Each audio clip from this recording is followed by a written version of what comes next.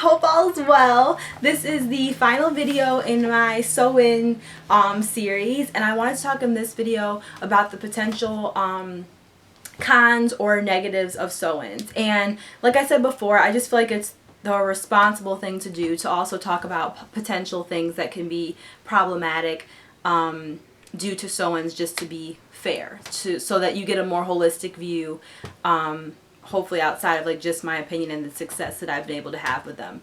So number one, I wanted to emphasize the fact that, as I said in the video before, in terms of pros, I think protective styles, especially sew-ins, are great for retaining length, and they're great as a style that leads you to move closer to your specific hair goals and length challenge goals. However, as positive and great as it can be in terms of length retention, it can be equally or more so damaging if not done properly. And it also requires you listening to your particular hair. I might be able to get away when I do a sew-in with only washing my hair once a month, and it's not a problem because my hair naturally isn't extremely brittle or dry, or I don't have a relaxer, I'm not growing out a relaxer underneath, or I don't have a lot of color that has stripped the proteins for my hair, stripped my hair to the point that it needs a lot more moisture. Whereas your particular hair might need constant oiling every day, or constantly like dripping and applying natural oils on the scalp and deep conditioners every 2 weeks. Like, it really depends on your hair. And I just want to emphasize that because I have heard and I've seen a lot of horror stories of people leaving sew-ins in for too long, people not properly moisturizing and conditioning their hair, and then having hair loss as a result, or having significant hair matting to the point that not only have they not seen length retention, they've seen significant breakage. I've seen people that put heat on their hair that they left out every single day, and as a result that hair is breaking very thin and brittle, and then when they take the rest of the sew-in out, the rest of the hair is thick and full and beautiful and long, and they've got like these little scraggly short pieces because they didn't find a way to kind of maintain or blend the hair in a way that wasn't going to require them to put heat on it every day. So you definitely do either want to work with your hairstylist or start to research and educate yourself first, and then continually, every day listen to your hair and respond to your hair, because you definitely want to make sure that also, like I said, you're on the same page with your stylist in terms of saying, I'm doing this hairstyle, I'm doing this to work towards my hair goals, which are such and such, and so I need to make sure that you're not doing the braids too tight. I need to make sure that my hair is staying moisturized and oiled. I need to make sure that my scalp is staying moisturized. Just making sure that you're doing things to be proactive about taking care of the health of the hair, even though it's in braids. And I will say that I noticed, even when I took my hair out, the ends of my hair, it's very difficult sometimes because they're braided up and tucked in. Although that can be a positive, it can be difficult to distribute oil and moisturizer to the very tips and ends of your hair, and as a result the ends of my hair were really brittle, and a definitely significant difference in texture from the rest of my hair. And my sister, who's worn sew-ins for years as well and just recently stopped and has really long hair now too, she experienced the same thing. And I'm interested, maybe you guys can comment below if you've had similar experiences. The ends, sometimes it can be very difficult to get moisturizers and good oil on them because they're so tucked in, and so, like I said, as a result they can kind of be brittle. So I gradually just worked on trimming them and cutting them away as my hair grew out. It wasn't a huge deal, but I did notice, and I probably honestly could have done a better job about oiling my hair and moisturizing and conditioning it. And also at the time I was still on my journey in terms of education on hair science and hair nutrition and hair health, because I was still using not the best products for my hair type. Like I did, at that time I didn't even know about coconut oil. I didn't know about olive oil. I wasn't using the most nourishing things that I could have. So yeah, so that's number one. In terms of you want it, the pro would be sew-ins are a great protective style and can lead to length retention, but the con can be if not done properly, if not installed properly, if the maintenance isn't done properly, if the takedown isn't done properly, it can definitely lead to significant tangling, matting,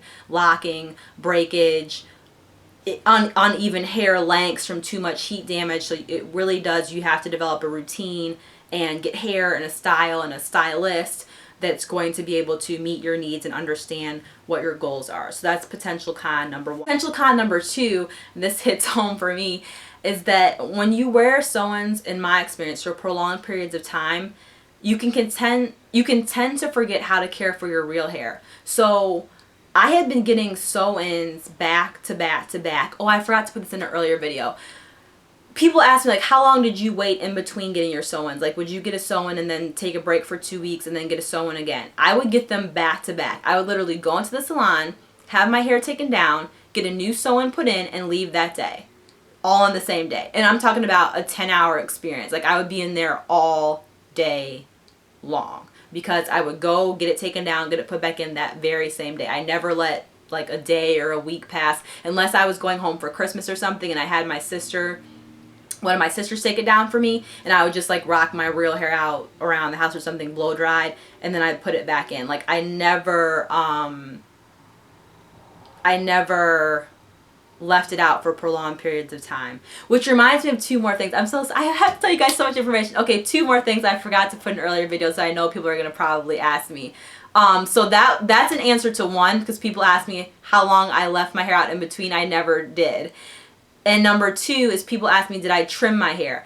A lot of times in between sew-ins, I would ask my stylist, how do my ends look? And she'd be like, oh, you could use a trim. They look a little brittle, or they look a little dead.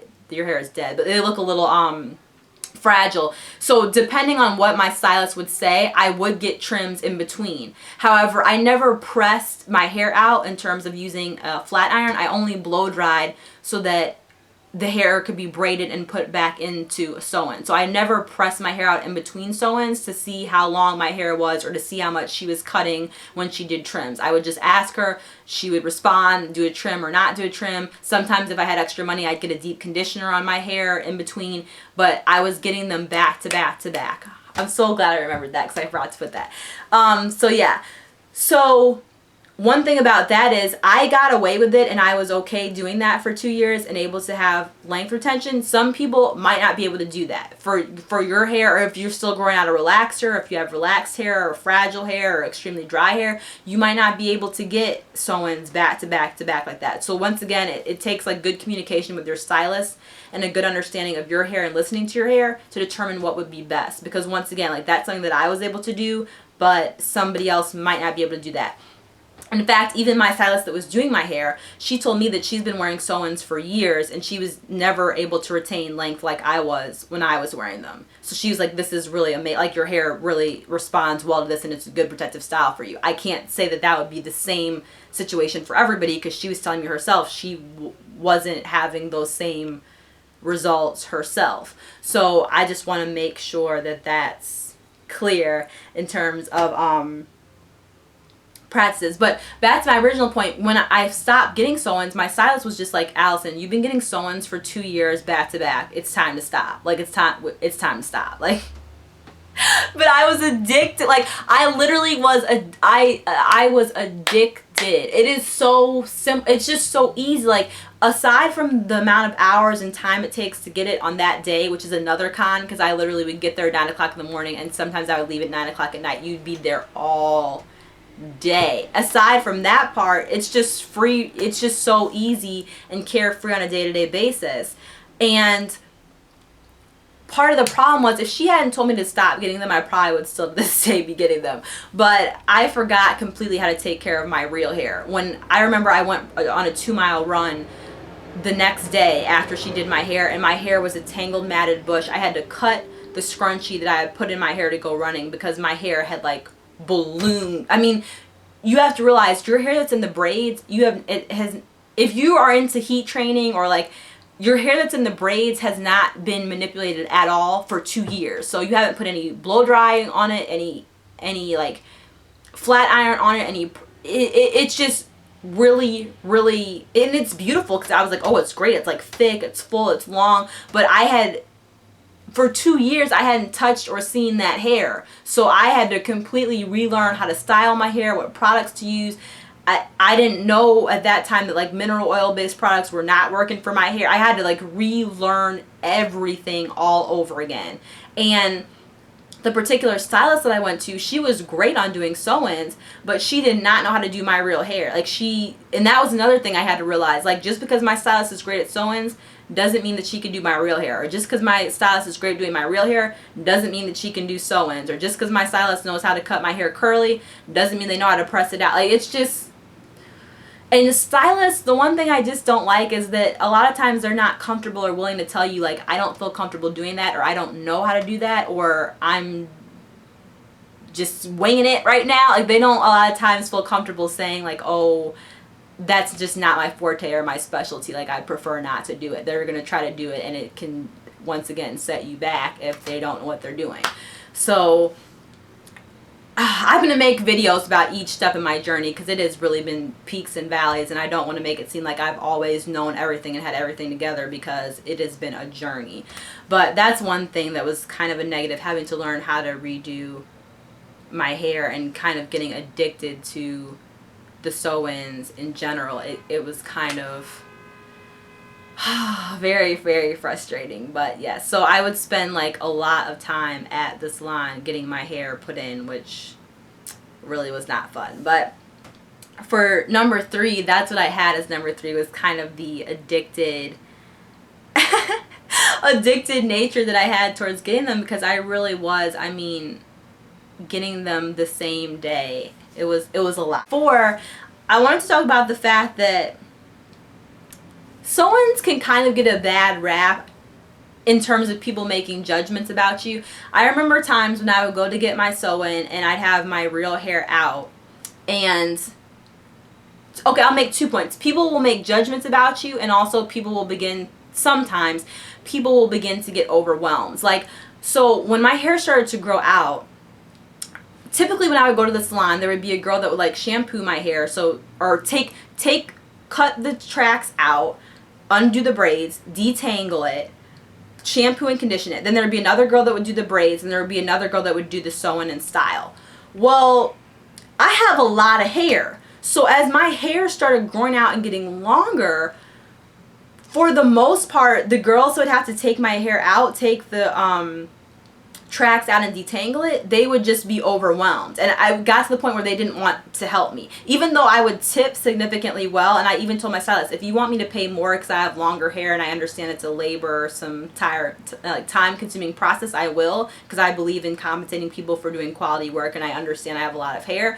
But don't make me feel like I'm inconveniencing you, or you don't want to do my hair. And that's why, honestly, now, for the most part, I do my hair myself as well, because I don't want the energy in your spirit when doing my hair to be, this is overwhelming for you, or you don't want to deal with it, or you just don't want to do my hair. That's not a good energy for us to have. So a lot of times, I mean, the girls would be like ripping through my hair, like ripping through it, detangling it really hard, and your hair is going to shed a lot because it's been in braids. But I would just be like, is my hair shedding more than it needs to, because you're not taking your time and detangling section by section, and not being like stingy with the conditioner or detangler, in terms of like being generous and applying a lot to the hair and really making sure that you're protecting my hair and you're loving my hair as much as I do. And so I started to just get a little bit agitated and anxious about the fact that I felt like they were just trying to rush through my hair to get it over with, or they just be so overwhelmed and walk away, or it is a lot of hair, and I understand completely, it's a lot.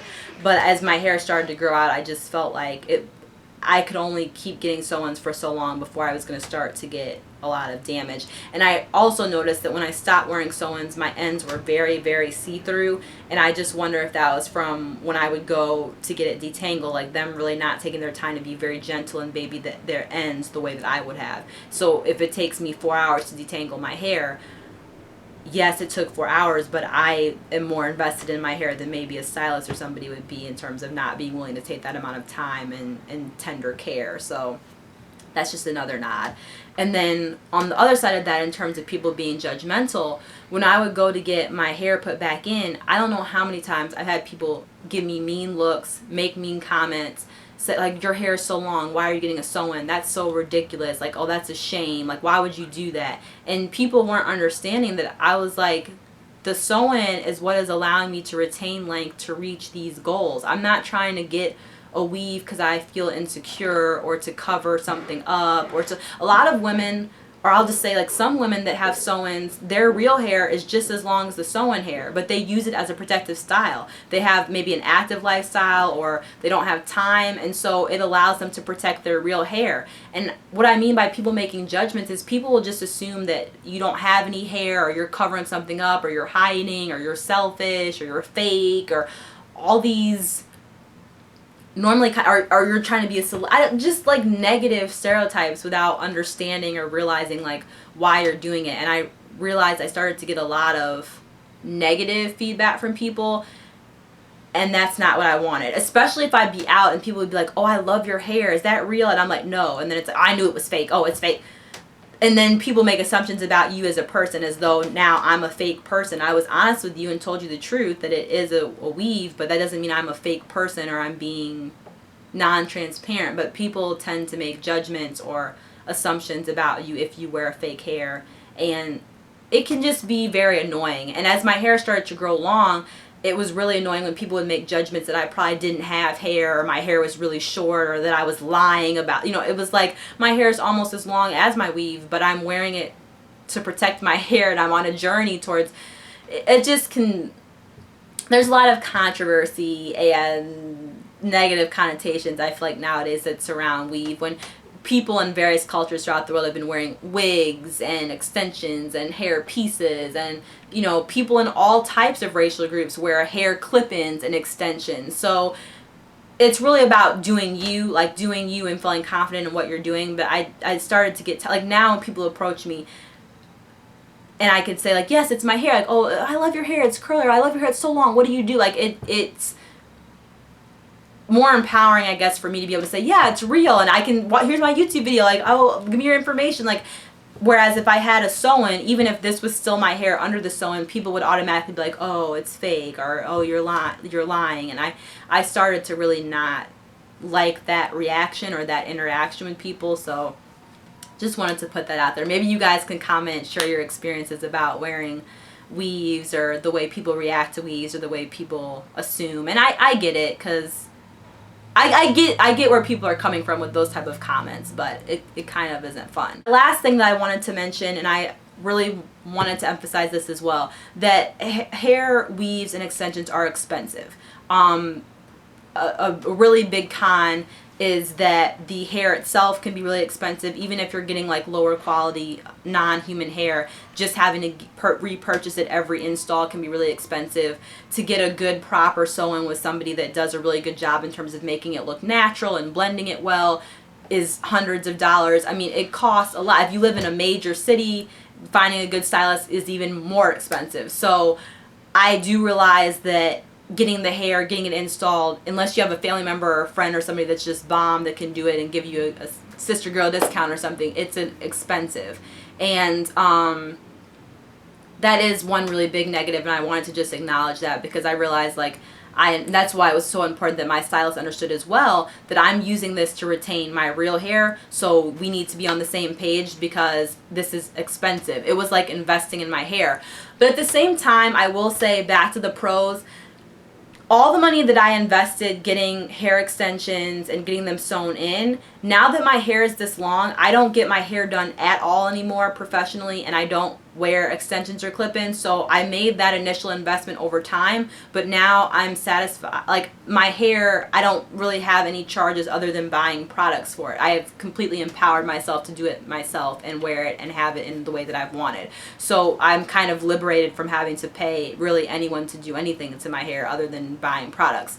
So in the long run, I think it's kind of better rather than having to buy weave your whole life because you're not able to achieve your hair goals or what you want. But at the same time, I realize it is an investment that not everybody can afford, that's not realistic for everyone. And so I just wanted to make that clear. So whether you have to rock a bun or, you know, two French braids every week or something, whatever it takes, I do believe in protective styles. I do believe in low manipulation and allowing the hair to really grow and being able to focus on retaining that length in order to reach your hair goals. But I do understand that it is very expensive and it's not really feasible or economical for everyone. And on that same note, it really kind of pains me when I see young ladies that just they've made a poor selection in terms of matching hair and hair quality to their texture, or in terms of getting it installed, which I think also can lead to breakage or hair loss, because you're putting heat on your hair every day trying to get it to match bone straight non-human hair,